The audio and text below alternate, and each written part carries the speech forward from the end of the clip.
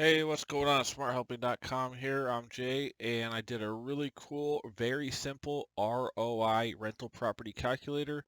It's built for any kind of rental property you're buying, possibly renovating, renting out for some time, and then exiting.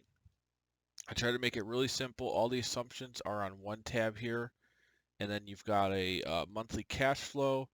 I've got levered and unlevered cash flow, and then a visualization for that. And then you've also got annual cash flow. You've got cash on cash return, annualized cash on cash, ROI, and then the same thing for unleveraged. You've also got IRR, levered, unlevered, and discounted cash flow analysis. So if I walk through the template with you guys real quick, um, one thing I want to note is there's a big difference between ROI, which is return on investment, and cash on cash, which is the return on cash invested.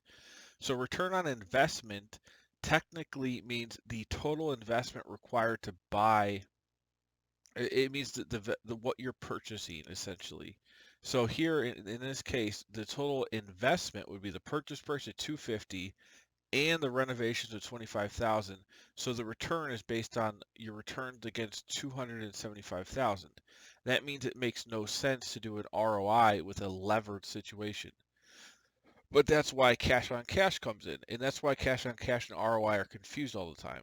So cash on cash doesn't care about the total price. All it cares about is how much you actually had to invest after debt, which would be this $75,000 number in this case, where you're investing 20% of the purchase price to 100% of the renovations.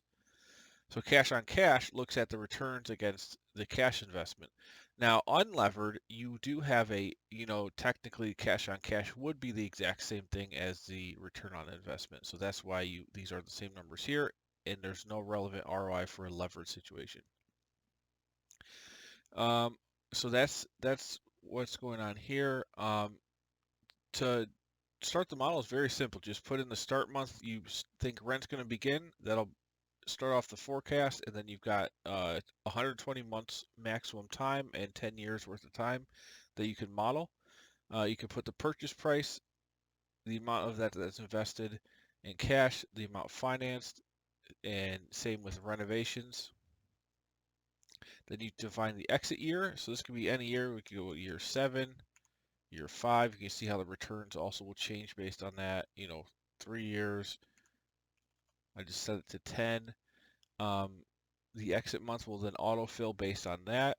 You've also got an exit cap rate to determine the valuation. So you can see on the last month here, there is an exit value, net sales proceeds, and that's going to take the annualized net operating income divided by the cap rate. You're also taking selling fees away from that, and you get a final net proceeds value for that last month.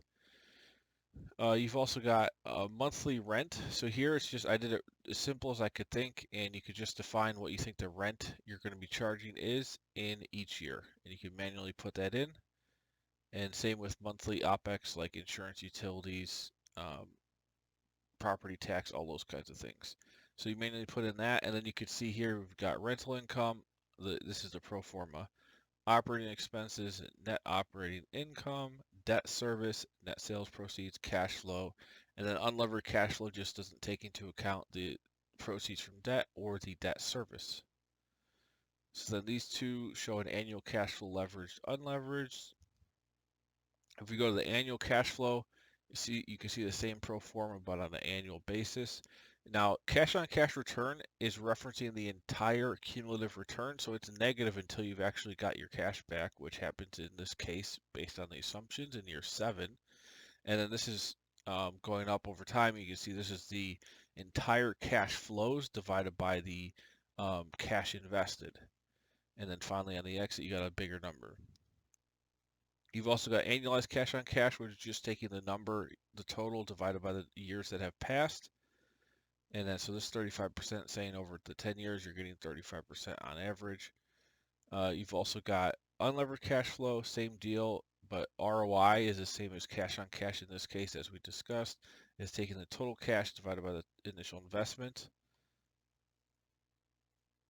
And then annualized ROI, same number divided by the years past. And you've also got unleveraged ROI here, which is just the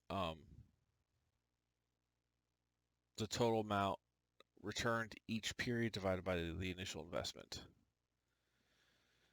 So this is a number people like to look at just to see, well, how much am I getting against my cash each year? This is that number, leveraged and unleveraged. Now I did count the net proceeds in this final number in the final year. If you did not want to see that, you could always go to the assumptions and you can zero out the cap rate. Now if you zero out the cap rate and look back at the cash flow, you can see now it's just going to show you the net operating income, no debt or no exit proceeds happen. And you can see what the annual return on the cash invested is each year. And this is assuming, obviously, you're going to get that initial investment back. So that's what that is. Then finally, we do have a discounted cash flow analysis here. You could have the, this is the present value of the levered and unlevered cash flows. You can put a discount rate and get a net present value for each of those. Let me put the cap rate back in here. So it's a pretty cool model. It's pretty simple. Anybody could really use this. I try to make it just like dead brain simple. All the assumptions are in one tab. You've got your annual cash flow, the ROI calculators here, this kind of cash flow analysis. The debt schedule, you could define the terms here. This is going to just pull from those assumptions on the assumptions tab. And then this will just flow through, and then it'll assume on the exit month, if there is a cap rate, it'll repay this. If not, it'll just keep running. And now I didn't do a refi logic. That's very complicated. I just wanted to make this more of a simplified template.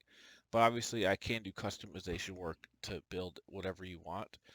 So there's no refi. There's also no cash flow waterfall with IRR hurdles for joint ventures. That's more of a complicated real estate model that I have in other builds that are more complex. So that's all I got for you. This template is going to be $45 one-time fee if you want to get it. Purchase link will be in the description box below. And I will add this to the real estate bundle. It'll be part of this bundle here with all these other more advanced templates. This is probably one of the more simple ones I've done, but I think it is very useful to have if you're trying to model out or understand different scenarios with rental properties and their returns over time based on all kinds of different assumptions.